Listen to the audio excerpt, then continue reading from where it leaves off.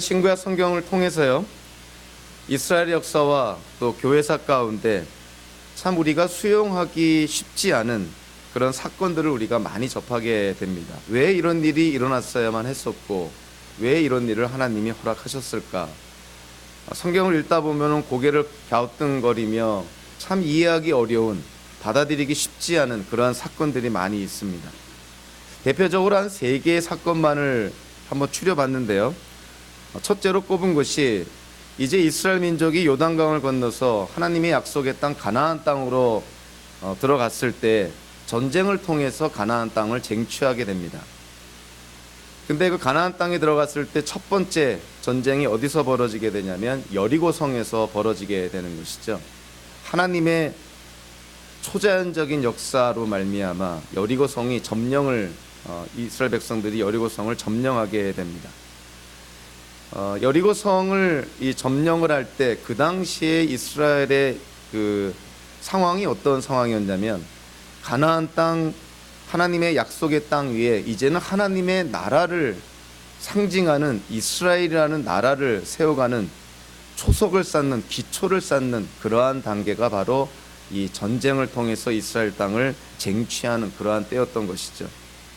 자, 이때 아간이라는 자가 하나님의 그 진멸 전쟁이라 그러죠. 여리고 성에 있는 살아있는 모든 것들을 다 진멸시켜라, 헤렘 전쟁이라는 그 진멸 전쟁의 명령을 이 아간이라는 자가 불순종하게 됩니다. 아간의 불순종을 통해서 아간은 하나님을 두려워하지 않는 자였다는 것이 드러나는 것인데요. 결국 나중에 아간이 죄를 지음으로 말미암아 이스라엘 백성이 아이성 전투에서 패하게 되고 많은 이스라엘 군인들이 죽게 되죠.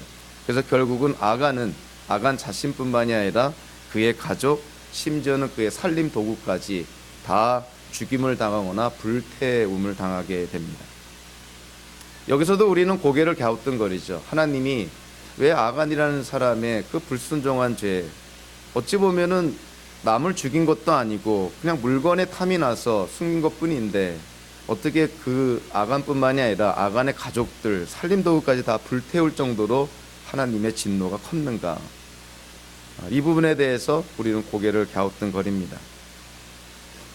신약 성경으로 넘어오면요, 이제는 교회가 성령의 강림으로 말미암아 교회가 이제 막 세워지는, 교회가 막 태동하는 그러한 때, 어찌 보면은 하나님의 나라가 이 땅에 임했음을 보여주는 그 교회가 세워지는 그 초창기 때 아나니아와 삽비라라는 자가 자기의 재산을 교회에다가 헌납하는 과정에서 거짓말을 하게 됩니다.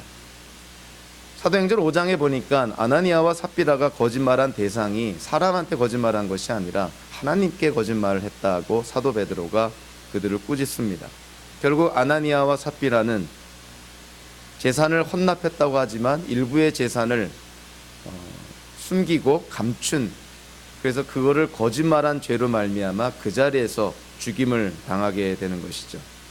아나니아와 삽비라의 거짓말은 하나님께서 그들이 거짓말 한 번 했다고 해서 그 자리에서 그렇게 죽이는 어떠한 징계를 내렸다기보다는 아나니아와 삽비라의 거짓말을 통해서 그들이 하나님을 두려워하지 않았다는 것이 드러났다고 볼 수가 있습니다.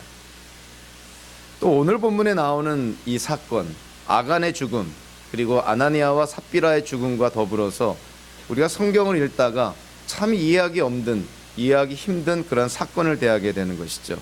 그것은 바로 우사의 죽음입니다.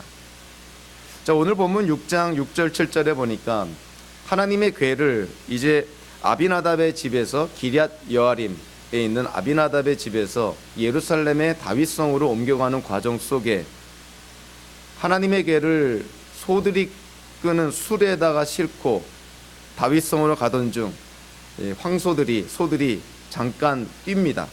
당연히 하나님의 궤가 수레에서 떨어지려고 하죠. 하나님의 궤, 그 상자가 떨어지려고 할 때 우사가 떨어지지 않도록 하나님의 궤를 붙듭니다. 거기에 하나님께서 진노하셔서 우사를 그 자리에서 죽이는 징계를 하나님이 내리시게 되는 것이죠. 결론적으로 우사의 그런 부주의한 행동은 하나님을 두려워하지 않았다는 어떤 그러한 그의 심중이 우리에게 보여줬다, 이렇게 볼 수가 있는 것이죠. 마음에 있는 것이 행동으로 나타나는 것인데, 우리가 뒤에서 자세하게 우리가 언급하겠지만 하나님의 괴는 봐서도 안 되고 건드려서도 안 되고 만져서도 안 되는 하나님의 임재를 상징하는 절대 거룩한 성물이었는데, 하나님의 율법을 통해서도 절대로 만져서는 안 되는 그러한 하나님의 괴였는데, 웃사가 하나님의 괴가 떨어진다고 해서 그거를 부주의하게 붙들었고, 하나님은 거기에 대해서 징계를 내려 그 자리에서 웃사를 죽입니다. 아간의 죽음, 그리고 아나니아와 삽비라의 죽음, 그리고 오늘 본문에 나오는 웃사의 죽음, 공통점이 있는데요. 그 공통점이 뭐냐면은 이스라엘의 역사와 교회 역사 속에서 아주 중요한 시기를 이들이 지나가고 있었다는 것이죠. 약속의 땅 가나안 땅에서 이스라엘이라는 나라를 이제 세우는 그런 초창기 때 아간의 죽음의 사건이 일어나게 됐고요. 성령의 강림 이후로 이 땅에 교회가 세워지는 바로 그 교회가 태동하는 시기에 아나니아와 삽비라의 죽음의 사건이 일어나게 됩니다. 이제는 하나님의 마음에 합한 왕 다윗을 통해서 이 땅에 진정한 하나님의 나라를 상징하는 이스라엘을 세우기 위한, 즉 다윗 왕국을 세우기 위한 그 초석을 쌓는 그 중요한 시기에 웃사의 죽음이라는 사건이 일어나게 되는 것이죠. 중요한 시기에 이 사건들이 일어났다는 것뿐만이 아니라 이 아간이나 아나니아와 삽비라 그리고 웃사, 이들의 공통점은 불순종을 통해서든 아니면 거짓말을 통해서든 아니면 부주의한 행동을 통해서든 그들이 하나님을 두려워하지 않았다 하는 것입니다. 불순종을 통해서, 거짓말을 통해서 절대로 손을 대면 안 되는 하나님의 괴를 부주의하게 손을 대는 그런 행동을 통해서 이들은 공통적으로 하나님을 두려워하지 않았다 하는 것이죠. 사무엘기하 6장 우리의 본문의 핵심 단어는 역시 하나님의 괴, 법궤라 그러기도 하고 언약궤라고 그러기도 하고 또 다른 곳에서는 증거궤라고 그렇게 표현하기도 합니다. 하나님의 임재를 상징하는 가장 거룩한 그러한 물건, 성물이라 할 수 있는 하나님의 궤. 그 하나님의 궤가 오늘 본문을 우리가 이해하는데 아주 핵심적인 단어인 것이죠. 먼저 이 법궤에 대해서, 하나님의 궤에 대해서 우리가 율법에서 어떻게 명시하고 있는지를 우리가 좀 이해할 필요가 있는데요. 출애굽기 25장 10절에 보니까 이 하나님의 궤의 크기에 대해서 언급을 합니다. 물론 뭐 두 자반, 한 자반, 뭐 한 자반, 뭐 이렇게 좀 현대인들이 좀 쉽게 이렇게 이해하기 어려운 그런 단위를 쓰고 있지만, 이거를 미터 단위로 바뀌면 이 하나님의 궤는 길이가 약 1.2m 정도 되고요, 높이와 너비가 한 60cm 정도 됩니다. 그러니까 아주 작은 상자인 것이죠. 1.2m 정도 길이와 60cm 정도의 높이와 너비로 된 그런 작은 상자, 나무로 되어 있고 거기에 금이 입혀져 있고 그 상자 위를 덮는 판은 순금으로 되어 있어서 거기를 속죄소라 이렇게 표현합니다. 그리고 속죄소를 덮는 두 그룹, 두 천사의 모양의 상이 이렇게 자리 잡고 있고요. 그리고 이 속죄소는 하나님께 나아갈 때 제사장들이 피를 뿌리며 또 하나님의 말씀을 듣는 곳이기도 합니다. 이 하나님의 법궤, 이 증거궤, 또 이 언약궤 안에는 아주 중요한 세 가지 물건이 들어있는데요. 모세가 시내산에서 받았다는 십계명이 기록된 두 개의 돌판, 그리고 광야에서 이스라엘 백성들이 유리할 때 받은 만나가 담은 항아리, 그리고 싹이 난 아론의 지팡이. 그래서 십계명 돌판, 만나가 담긴 항아리, 그리고 싹이 난 아론의 지팡이, 이 세 가지의 물건이 이 하나님의 궤, 법궤 안에 이렇게 들여져 있습니다. 그래서 이 세 가지의 물건을 통해서 우리가 깨닫는 것은 하나님은 그냥 우리의 어떤 감상적인 우리의 대상이나 어떤 그냥 우리가 상상하는 그러한 대상이 아니라 실제로 이스라엘의 역사 속에 관여하시고 이스라엘의 역사를 주관하신 살아계신 하나님이심을 이 돌판과 항아리와 이 지팡이를 통해서 이스라엘 백성들에게 계속 상기시켜 주는 것이죠.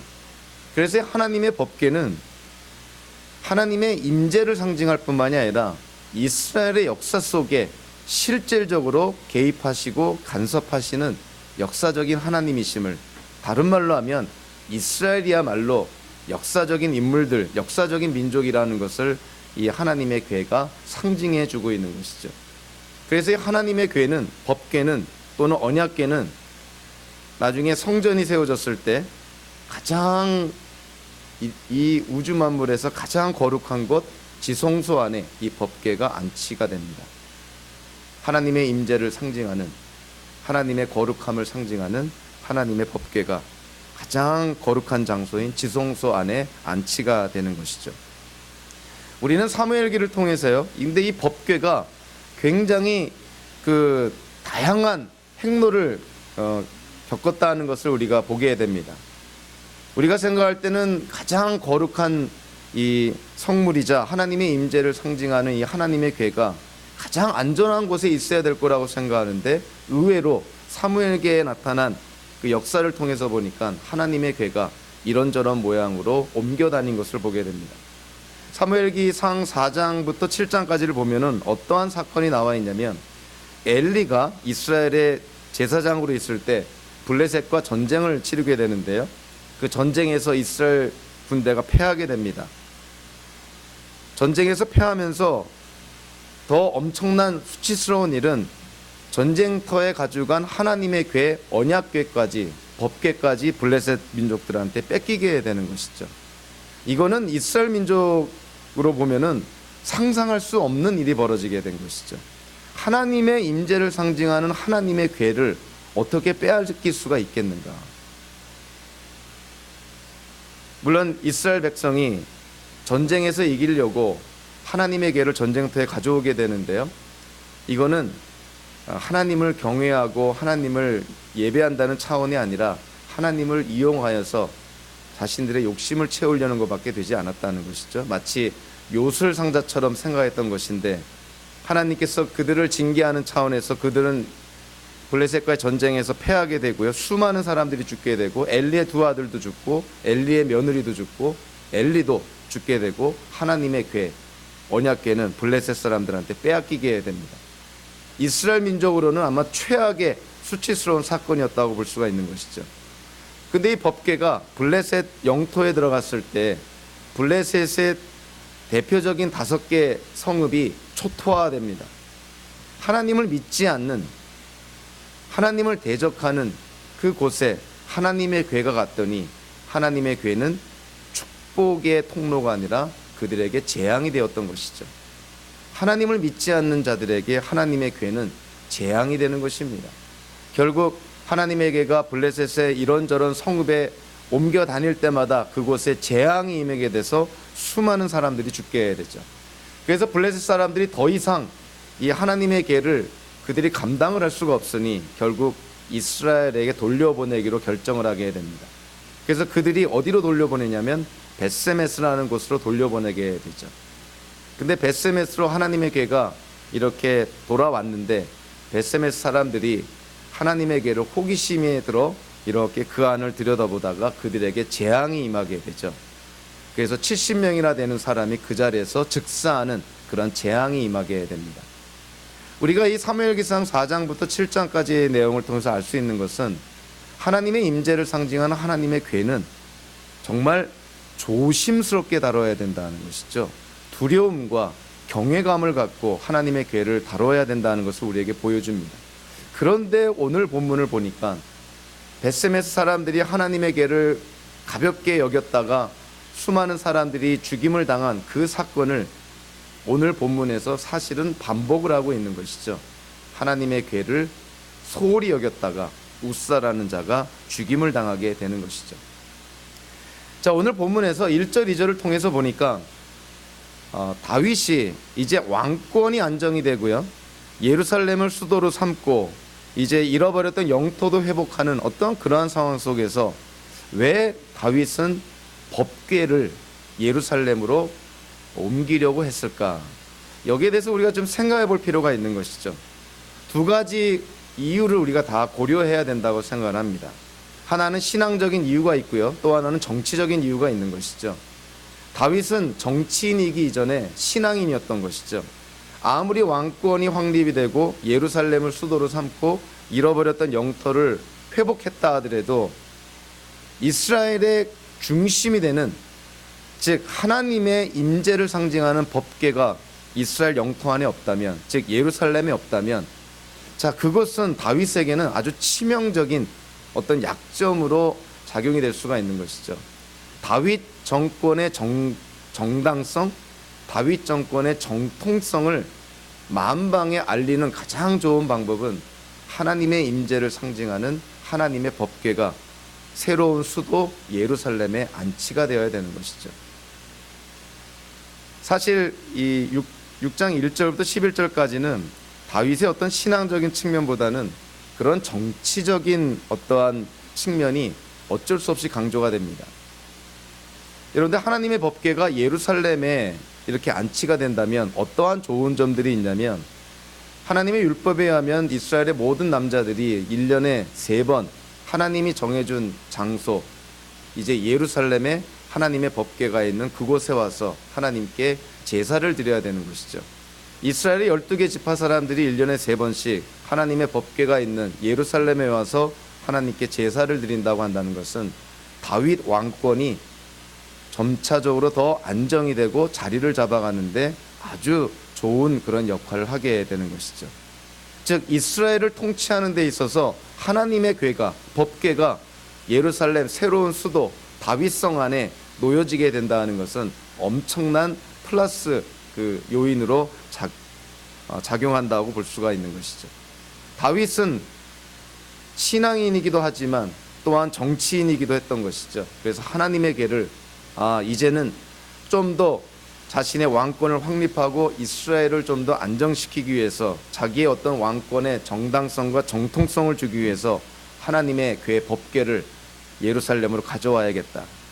그래서 다윗은 사실 신앙적인 측면보다는 정치적인 측면에서 하나님의 궤를 예루살렘으로 옮기려 했던 것입니다.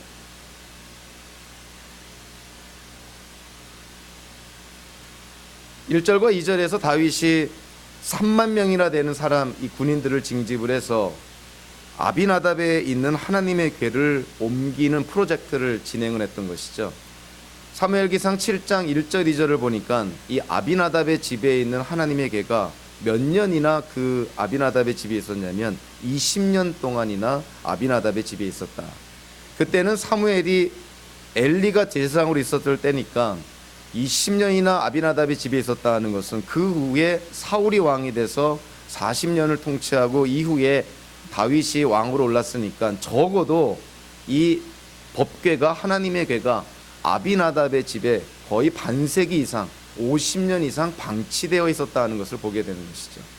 그만큼 이스라엘이라는 나라가 하나님의 나라를 상징하는, 대표적인 하나님의 나라를 상징하는 이 땅에서의 존재하는 그런 나라였는데, 하나님의 궤가 50년 이상 방치가 됐다는 것은 그만큼 영적으로 이들이 피폐해 있었다는 것을 우리가 알 수 있는 것이죠. 다윗이 이제는 이스라엘이라는 나라를 좀 더 안정시키고 자기의 왕권을 확립시키기 위해서 그런 정치적인 그런 측면에서 하나님의 궤를 예루살렘으로 가져오려고 했던 것입니다. 그래서 3절부터 5절까지를 보니까 그 하나님의 궤를 이제 아비나답의 집에서 예루살렘의 다윗성으로 옮기는 어떤 과정이 나옵니다. 근데 여기서 우리가 좀 눈여겨봐야 될 것이 3절에 나오는데요. 3절에 보니까 아비나답의 집에서 하나님의 궤를 꺼내서 새 수레에 싣고 나올 때에 아비나답의 두 아들 우사와 아히오가 그 새 수레를 몰았다. 그리고 5절에 보니까 다윗과 이스라엘의 다른 모든 가문들이 뒤를 따르면서 하나님께 찬양하고 경배를 드렸다. 이런 내용이 나옵니다. 그래서 우리가 6장의 전반부 내용, 특별히 다윗이 첫 번째로 하나님의 궤를 예루살렘으로 옮기는 이런 과정 속에서 다윗이 좀 수동적인 역할을 했다는 것을 우리가 좀 눈여겨볼 필요가 있고요. 아비나답의 두 아들 우사와 아히오가 이 하나님의 궤를 예루살렘으로 옮기는 과정에서 주도적인 역할을 했다는 것을 우리가 보게 됩니다. 자, 그런데 3절에 보니까 이 하나님의 궤를 옮길 때 어떻게 했다고 되어 있냐면 새 수레, 즉 소들이 끄는 수레에다가 하나님의 궤를 싣고 그렇게 예루살렘으로 출발한 것이죠. 과연 이것이 하나님의 율법, 하나님의 법에 맞는 방법이었을까? 우리가 하나님의 그 율법을 비교해 보면 하나님의 율법과 이렇게 견주어 보면요, 이거는 하나님의 법에 맞지 않은 방법입니다. 하나님께서는 이 출애굽기, 신명기, 민수기, 모세오경을 통해서 하나님의 궤를 옮길 때에는 수레에다가 싣고 옮기는 것이 아니라 이 하나님의 궤의 양쪽에 있는 고리에 이 막대기를 사람들 어깨에다가 이렇게 메고 그렇게 옮기도록 되어 있습니다. 그리고 이 하나님의 궤는 아무나 옮기는 것이 아니라 레위 지파 사람들 가운데서 고핫 자손의 계열 사람들만 하나님의 궤를 옮길 수가 있었던 것이죠. 그러니까 이 고핫 자손의 사람들이 어깨에다가 이 하나님의 궤를 메고 사람이 하나님의 궤를 옮겨야 됐다는 것입니다. 자, 그런데 이 아히나답의 그 두 아들 우사와 아히요, 자, 이들이 어떻게 하나님의 궤를 옮겼냐면 수레, 소가 끄는 수레에다가 거기다가 하나님의 궤를 올려놓고 그렇게 편하게 지금 하나님의 궤를 옮기고 있는 것이죠. 자, 그런데 하나님의 궤를 소들이 끄는 수레에다가 싣고 옮기는 이 방식을 바라보면 우리는 한 사건이 떠오르게 됩니다. 자, 이 방법은 과연 어디서 나온 방법일까?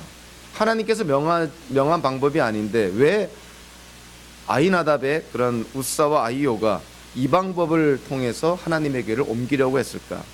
이들이 이 방법을 어디서 본 것이죠. 여러분들 혹시 생각나는 사건이 없습니까? 자, 하나님의 궤가 블레셋 땅에 빼앗긴 적이 있었죠. 블레셋 땅에 있는 그 5개의 성읍을 이 초토화시키고 나서 마침내 하나님의 궤가 이스라엘로 돌아오게 되는데 블레셋 사람들이 이 하나님의 궤를 벳세메스라는 곳으로 돌려보냅니다. 하나님의 궤를 돌려보낼 때 블레셋 사람들이 사용한 방법이 뭐냐면 암소들이 끄는 수레에다가 하나님의 궤를 싣고 돌려보내는 것이죠. 그러면 이 아히나답의 두 아들 우사와 아히요가 수레에다가 하나님의 궤를 싣고 예루살렘으로 하나님의 궤를 옮기는 이 방법은 하나님의 율법대로 행한 것이 아니라 블레셋 족속의 방식을 따른 것이죠. 그리고 굉장히 편한 방식인 것입니다. 사람이 장대에다가 이 하나님의 궤를 꿰어서 어깨에다가 메고 옮기는 것과 소가 끄는 수레에다가 하나님의 궤를 올려놓고 옮기는 것, 어느 것이 더 편하겠습니까? 요즘 말로 하면 어느 것이 더 효율적이고 어느 것이 더 현대적인 방법이겠습니까? 당연히 블레셋 족속의 방법이죠. 자, 그런데 그것이 아무리 현대적이고 효율적이고 아무리 편하다 하더라도 그것은 하나님께서 명하신 법에 어긋난다는 것이죠. 그러니까 이 하나님의 궤를 옮기는 이 과정에서 그 절차에서 벌써 하나님의 법을 어기고 있다 하는 것입니다. 그래서 우리는 이 사무엘기하 6장과 그 다음에 이 블레셋과의 그 싸움에서 이 하나님의 궤가 뺏겼다가 다시 벳세메스로 왔다가 또 벳세메스의 사람들이 70명이나 죽는 이런 사건과 공통점이 있습니다. 이 공통점 중에 하나가 뭐냐면 블레셋 사람들이 하나님의 궤를 이스라엘로 돌려보낼 때 암소가 끄는 수레를 통해서 돌려보냈듯이 오늘 본문에서도 이 아히나답의 두 아들 우사와 아히요가 소들을 끼는 수레에다가 하나님의 궤를 올려놓고 옮기고 있다는 것이죠.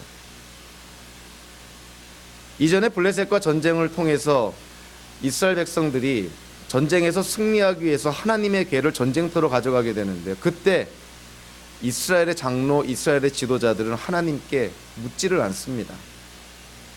하나님의 궤를 옮기려고 한다는 것은 굉장히 중요한 사건인데 하나님께 묻지도 않고 전쟁에서 이기려고 하나님의 궤를 전쟁터로 가져갔던 것이죠. 자, 오늘 본문도 보면 사무엘기하 6장에 다윗이 하나님의 궤를 옮길 때 하나님께 물었다는 표현은 한 군데도 나오지 않습니다. 하나님께 질문했다. 하나님의 뜻이 무엇인지를 알려고 했다. 전혀 하나님의 뜻을 구하지 않습니다. 이전에 다윗이 형통할 때, 다윗이 성공할 때, 다윗이 무엇인가를 이루고 성취할 때는요, 예외 없이 하나님께 하나님의 뜻을 묻습니다. 전쟁을 할 때도 그렇고 하여간 헤브론에 올라갈 때도 그렇고 이 다윗이 형통할 때는 하나님의 뜻을 묻고 하나님의 뜻을 확인한 다음에 행했을 때 다윗이 형통했는데, 자, 오늘 본문을 보니까 다윗은 하나님의 뜻을 묻지 않습니다. 자기가 생각하기에 좋았던 것이죠. 정치적인 측면에서 하나님의 궤가 예루살렘 다윗성에 안치가 된다면 자기의 왕권도 확립이 될 것이고 이스라엘도 안정을 찾을 것이고 여러 가지로 도움을 준다는 생각에 하나님께 묻지 않고 행동에 옮겼던 것이죠. 이전의 사건과 오늘의 사건의 공통점 중에 하나는, 이전의 사건에서는 벳세메스 사람들이 하나님의 괴를 소홀히 여겼다가 70명이나 죽임을 당했다면, 오늘 본문에서는 웃사가 하나님의 괴를 또 소홀히 여기다가 죽임을 당하게 되는 어떤 그런 공통점이 있는 것이죠. 그래서 이전에 블레셋과의 전쟁에서 하나님의 괴가 빼앗겼다가 되찾아오는 그런 과정에 일어났던 사건과 오늘 이 아비나답의 집에서 예루살렘으로 하나님의 괴가 옮겨가는 이 사건이 묘하게 공통점, 반복이 된다 하는 걸 보게 되는 것이죠. 자, 이 사무엘기 상과 사무엘기 하가 원래는 한 권의 책이었죠. 그래서 저자가 같습니다. 그래서 사무엘기 상에 나타난 그 사건과 오늘 본문에 나타난 사건이 연계가 되어 있다, 연결이 되어 있다, 관계가 있다는 것을 사무엘기 저자가 우리에게 지금 보여주고 있고 알려주고 있는 것이죠. 블레셋과의 전쟁에서 이 하나님의 괴를 전쟁터로 옮길 때 이스라엘 백성들의 생각이 뭐였냐면, 하나님의 괴가 하나님의 영광을 드러내며 하나님의 임재를 상징하는 거룩한 하나님의 괴라는 생각보다는 이 하나님의 괴, 법궤가 전쟁터에만 가면 자기네들이 전쟁에서 이길 거라고 생각을 합니다. 요즘 말로 하면 일종의 부적과 같은 그러한 정도로 취급을 했던 것이죠. 하나님의 임재를 상징하는 하나님의 괴가 그들에게 어떤 예배와 경배의 대상이 되기보다는 자신들의 목적을 이루는 하나의 수단의 도구에 지나지 않았던 것이죠. 다윗은 어땠을까요? 오늘 본문에 나오는 다윗의 모습도 대동소이합니다. 다윗도 정치적인 측면에서 하나님의 영광을 위한다기보다도 자신의 정치적인 그런 목적을 위해서 자신이 지금 새롭게 세워져가는 자신의 왕권을 확립하기 위해서 이 하나님의 괴를 예루살렘 다윗 성으로 지금 옮기고 있다고 볼 수가 있는 것이죠. 자, 이 사건에서 하나님의 괴를 아비나답의 집에서 예루살렘으로 옮기는 동기, 잘못된 것이죠. 순수한 동기가 아니었던 것이죠. 또 하나, 과정도 하나님의 율법에 어긋납니다. 여러분들, 동기와 과정이 잘못됐다면 결과는 어떨 거라고 생각하세요? 동기가 잘못됐고 과정이 잘못됐는데 결과가 좋을 거라고 예상할 수 있고 그렇게 기대할 수 있습니까? 동기도 잘못됐고 과정도 하나님의 법에 어긋났으니 결과는 당연히 부정적이고 파괴적인 결과가 나올 수밖에 없는 것이죠. 그래서 결과가 어떻게 됐습니까? 결국 웃사가 죽는 결과가 나오는 것이죠. 그래서 이 오늘의 본문은, 아니 뭐 하나님의 괴 그 상자를 아비나답의 집에서 예루살렘 다윗성으로 옮기는 이 사건이 우리에게 도대체 무슨 교훈을 주고 이 사건이 우리와 무슨 관계가 있습니까? 이렇게 생각할지 모르죠. 굉장히 중요한 진리를 담고 있습니다. 하나님 보시기에 우리가 무슨 일을 계획하고 추진하고 진행해 나아갈 때 동기가 잘못되고 과정이 잘못되면 안 하는 일만 못하는 것이죠.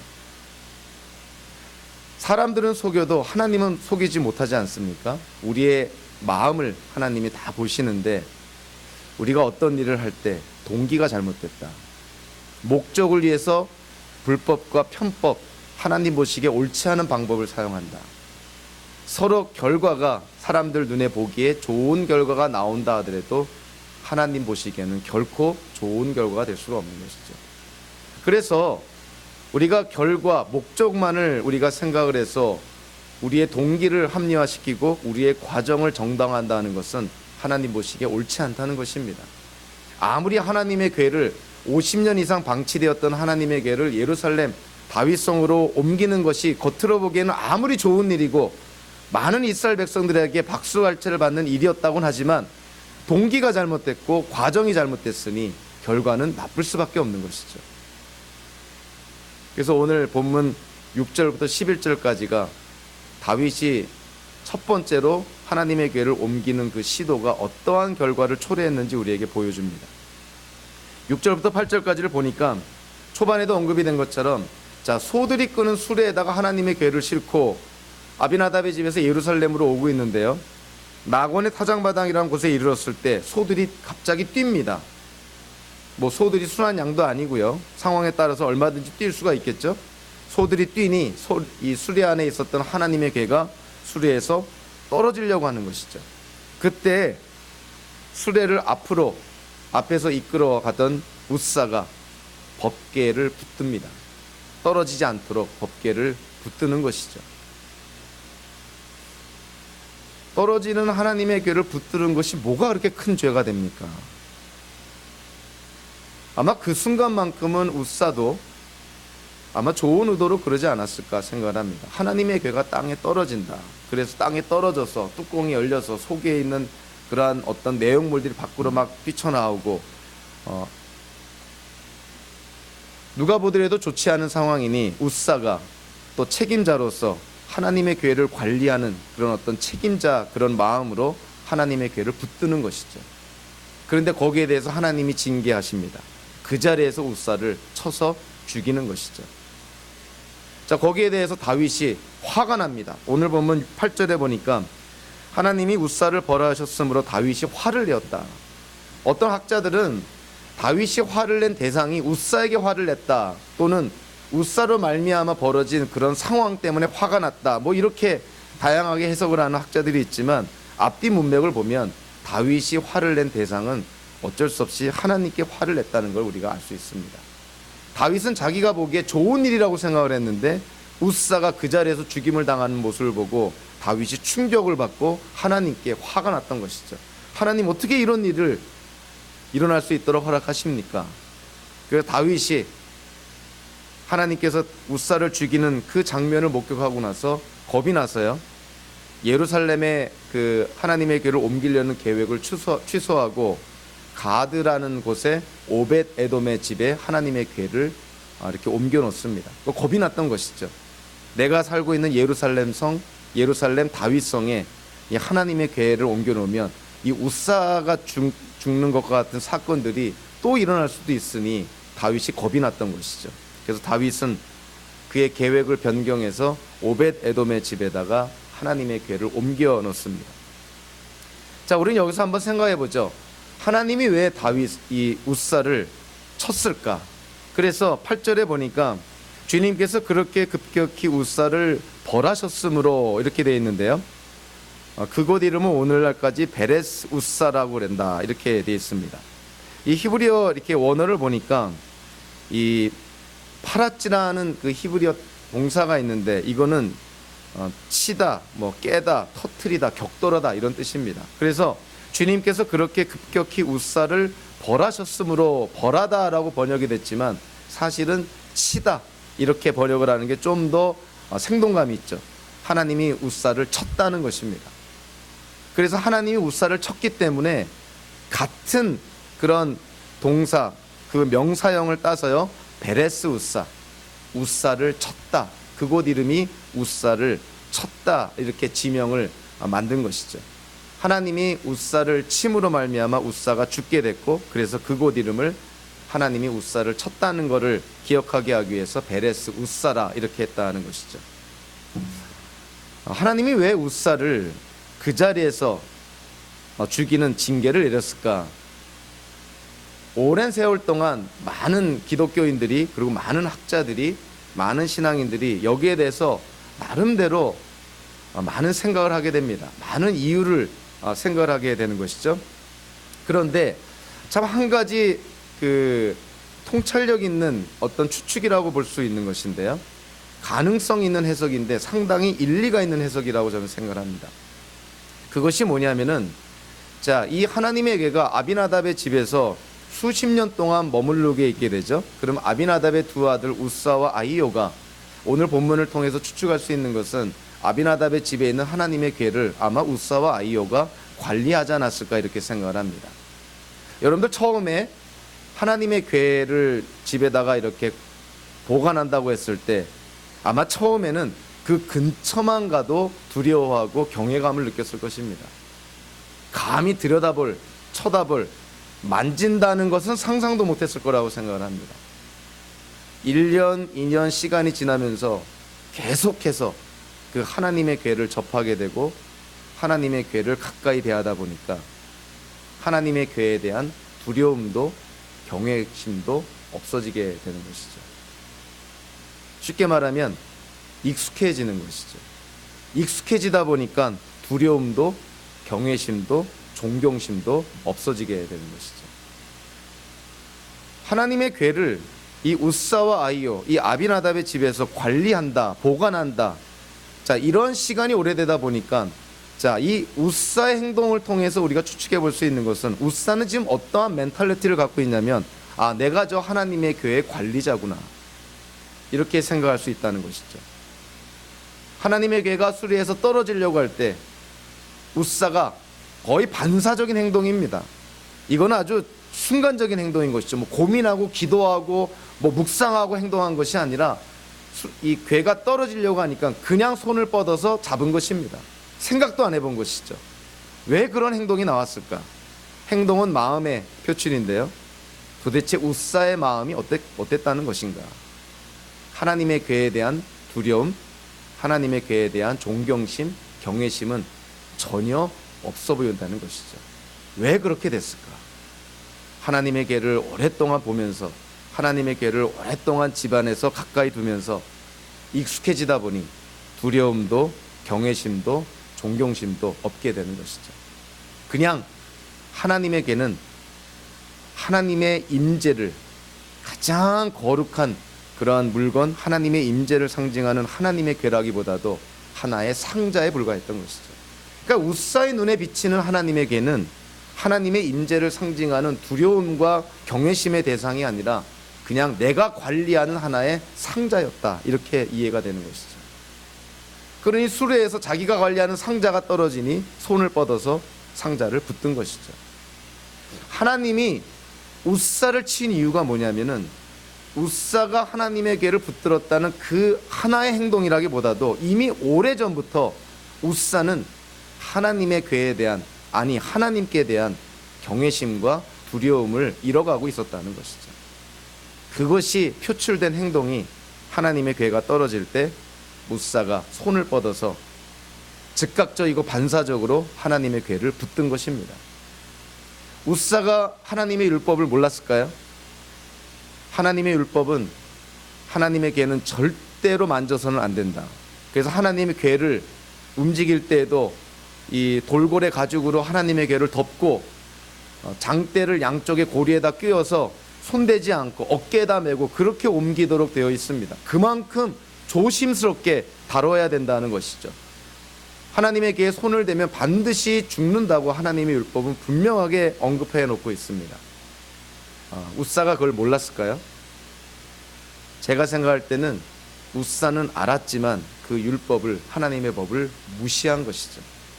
수십 년 동안 자기 집안에 있던 저 상자를 건드린다고 설마 죽을까? 저 상자가 하나님의 임재를 상징한다고 두려움과 존경심, 경외심의 대상이 될 수가 있을까? 수레가 뛰자 하나님의 궤가 떨어지려고 하니 우사는 아무 생각 없이 고민도 안 하고 손을 뻗어 하나님의 궤를 붙든 것이고, 하나님은 우사의 행동보다 우사의 마음을 보고 하나님께서 징계를 내린 것입니다. 그래서 우사가 그 자리에서 죽게 된 것이죠. 우사는 사실 육체적으로는 그 자리에서 죽었지만 영적으로는 이미 오래전부터 죽어왔던 것이죠. 하나님을 두려워하지도 않고 하나님의 율법을 두려워하지도 않았던, 영적으로 죽어있는 그러한 상태로 계속 오다가 결국 그 사건에서 그것이 드러난 것뿐입니다. 자, 그래서 우사는요, 우리에게 하나의 위험 표지판과 같은 역할을 합니다. 경고를 주는 것이기도 하죠. 사무엘기 저자가 이 우사의 이야기를 하면서 이스라엘 백성들에게 아마 이렇게 표현하는 것 같아요. 하나님은 위험한 사람이다. 하나님은 위험한 분이시다. 조심하라는 것이죠. 하나님께 나아갈 때 주의해라.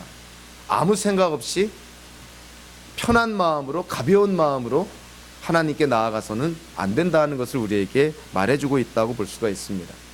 우리가 믿는 하나님이 많은 사람들이 생각하는 것처럼 그저 할아버지 같은 사랑, 어떠한 잘못을 해도 다 포용해주고 감싸해주고 아무리 악한 짓을 해도 마치 아무 일이 없었던 것처럼 그렇게 해주시는 그러한 할아버지 같은 수염난 그런 하나님으로 생각해서는 절대로 안 된다는 것이죠. 우리가 하나님께 나아갈 때 하나님의 뜻대로 하나님의 방식대로 나아가지 않는다면 웃사처럼 언제라도 죽임을 당할 수 있다는, 하나님은 위험한 분이라는 것을 우리가 기억해야 된다는 것입니다. 하나님을 예배하는 이 시간, 어찌 보면 위험한 시간인 것이죠. 하나님을 예배하는 이 장소, 어찌 보면 위험한 장소이기도 합니다. 우리는 성경을 통해서 우리가 믿는 하나님이 위험한 분이시라는 걸 우리는 인정하지 않을 수가 없는 것이죠. 하나님께 나아가는 그 시간이 위험한 시간이 될 수가 있습니다. 하나님께 나아가는 그 장소가 위험한 장소가 될 수가 있는 것이죠. 교회가 위험한 장소가 될 수가 있는 것입니다. 사도 바울은 고린도전서 11장에서 성찬에 대해서 언급을 하면서 이런 얘기를 합니다. 자기 몸을 분별함이 없이 예수님의 살과 피를 상징하는 떡과 포도주를 먹는다면 그런 사람들 가운데서 죽은 사람도 적지 않다, 이런 얘기를 합니다. 성찬식이라고 한다면 우리에게 하나님의 은혜를 가장 극명하게 보여주는 그러한 어떤 예식인데요, 그 성찬식에서 죽는 사람들이 생겼다는 것이죠. 자기를 분별하지 않고 아무 생각 없이 가볍게 편하게 성찬식에 참여했다가 하나님의 징계로 죽는 사람들이 초대교회에 생겼다는 것이죠. 사무엘기하 5장 20절에서 이 다윗이 블레셋과 전쟁을 벌일 때 하나님께서 이 블레셋 사람들을 치십니다. 하나님의 역사인 것이죠. 다윗이 위대해서가 아니라 하나님이 다윗과 함께하니 하나님께서 이 블레셋 사람들을 쳐서 무찌르게 하시는 것이죠. 그래서 그곳 이름을 바알 브라심이라고 했습니다. 여기서 브라심이라고 이 번역된 이 단어도 오늘 이 베레스 우사에서 베레스와 같은 어원인 것이죠. 치다, 파다 이런 것입니다. 여기서 바알은 하나님을 의미하는 그 당시의 언어인데요, 하나님께서 파하시는 분이다. 즉 하나님의 나라를 대적하는 블레셋을 파하시는 하나님, 그렇게 의미하는 것이죠. 바알 브라심이요. 근데 오늘 본문에서 하나님은 어떤 하나님으로 묘사됩니까? 베레스 우사, 우사를 치신 하나님. 이스라엘 백성이지만, 제사장이지만 하나님의 법에, 하나님의 율법에, 하나님께 불순종할 때, 의도적으로 하나님을 두려워하지 않고 경외하지 않을 때 우사까지도 치시는 분이 하나님이시다는 것입니다.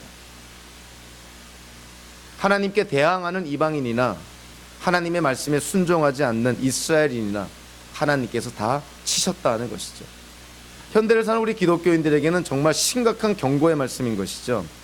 예수를 믿지 않는 교회 밖에 불신자들을 우리가 안타까워할 뿐만이 아니라 하나님의 말씀을 묵상하지도 않고 하나님의 말씀에 순종하지도 않는, 아니 하나님의 뜻에 관심도 없는 교회 안에 종교인들이야말로 바로 우사와 같은 징계를 당할 위험이 있는 것이죠.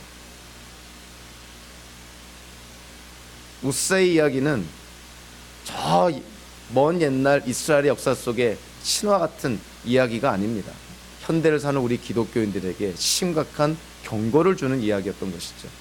하나님을 두려워하지 않는 자, 하나님을 경외하지 않는 자, 하나님의 말씀에 순종하지 않는 자, 하나님의 뜻에 관심이 없는 자, 그러나 교회 안에서 예배를 드리고 기독교 문화에 젖어들고 이런저런 모양으로 익숙해진 자, 그들은 지금 위험한 장소, 위험한 시간, 위험한 하나님을 대하고 있다는 사실을 알아야 된다는 것이죠. 저와 여러분들은 지금 하나님의 은혜로 하나님께서 부르셔서 이 자리에 나와서 하나님을 예배합니다. 우리가 하나님을 예배할 때 우리의 하나님에 대한 분명한 이해가 있어야 되는 것이죠. 저와 여러분들이 믿는 하나님은 우사를 치신 하나님이십니다. 블레셋 민족을 치신 하나님이십니다. 죄인들의 죄값을 치르게 하시는 하나님이신 것이죠. 저와 여러분들이 만약에 우리 방식대로, 하나님의 방식이 아니라 우리 방식대로, 우리의 기준대로 하나님께 나아갔다면 여기에 있는 어느 누구도 살아남을 자가 없는 것이죠. 우리는 우리의 죄값을 치를 수밖에 없는 것이고, 하나님은 공의로우신 분이시고 거룩하신 분이시니 죄인을 징계할 수밖에 없는 그런 하나님이신 것이죠. 우리가 하나님의 부르심을 받아 하나님께 자유함으로 어린아이와 같은 아빠, 아버지라 자녀와 같은 마음으로 나아갈 수 있는 것은 오로지 하나님의 은혜로 말미암아 예수 그리스도를 통해서 우리의 죄를 용서해 주시고 우리를 구원해 주셨기 때문입니다. 만약에 그렇지 않다면, 그러한 상황이 아니라면 하나님께 나아가는 자는 다 죽을 수밖에 없는 것이죠.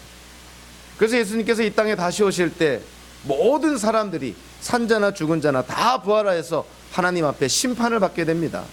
예수 그리스도를 통해서 죄사함을 받고 구원을 받지 못한 자, 그들의 행위대로 하나님이 심판하신다고 했을 때 우리의 말과 행동, 우리의 생각, 상상, 그 모든 걸 통해서 하나님의 기준에 못 미치면 죽을 수밖에 없는 징계를 받게 되는 것이죠. 저와 여러분들은 그러나 예수 그리스도로 말미암아 우리의 이름이 생명책에 기록되어 있으니 우리는 하나님의 은혜로 죄사함을 받고 거룩함을 입은 의인이 되었다 하는 것이죠. 그래서 우리는 예수님께서 이 땅에 다시 오실 때 하나님 나라 안에서 하나님과 영원한 생명을 누리게 된다 하는 것입니다. 저와 여러분들 2017년 마지막 주일을 이제 보내고 2018년을 저희들이 새로 맞을 텐데, 혹시나 한 해를 지나면서 너무 하나님께 익숙해서, 기독교 문화에 익숙해서, 하나님께 매주마다 예배드리는 주일 예배가 너무나 익숙해져서 그냥 무덤덤해지고 감동도 없고 두려움도 없고 하나님께 대한 경외감도 없고 자기의 죄에 대한 아픔도 없이 하나님께 나와 예배드린다면 우사와 다를 바가 없습니다. 하나님은 위험한 분인 것이죠. 하나님의 거룩함을 인정하지 않을 때 하나님의 거룩함이 드러나면 그 하나님의 거룩함을 감당할 사람이 없습니다. 하나님을 두려워하지 않으면 두려운 일이 생긴다는 것이죠. 저와 여러분들의 삶 속에서 우리가 2017년을 어떻게 살았든 이제 2018년 새로운 해를 맞을 때 매주마다 하나님을 예배할 때 정말 두렵고 떨리는 경외감을 갖고 하나님을 예배하는 저와 여러분들 되시길 바라고요. 그러한 2018년 한 해를 통해서 정말 하나님을 더욱 많이 알아가는 모든 성도님들 되시기를 주님의 이름으로 축원합니다. 기도하겠습니다. 고마우신 하나님, 오늘 이 시간 하나님을